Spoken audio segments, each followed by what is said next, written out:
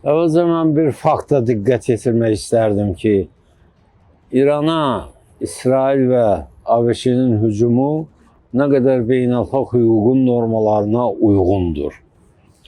Çünki İsrail İranın cənubunda hücuma başladıqda Cenevrədə danışıqlar gedirdi. Danışıqlar başa çatmamışdı. Hətta danışıqların müsbət bir sonluqla başa çatması haqqında fikirlər gəzib dolaşırdı.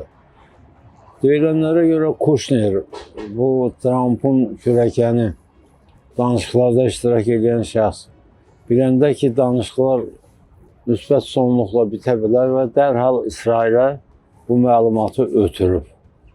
Və onlar da Bəndərabad deyirlər cənubda, Dubai ilə İranın Bəndərabad limanı.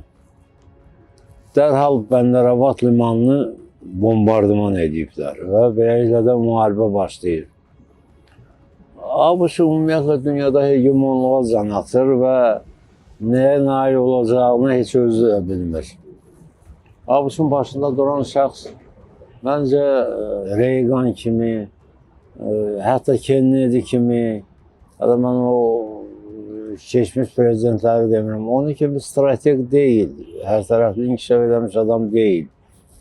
İndi Venezuelanın prezidentini yatdığı yerdə götürdülər, apardılar. Bu tamamilə əxlaqa, beynəlxalq hüquq normalları demirəm, əxlaqa, hər şeyə zidd olan bir şeydir.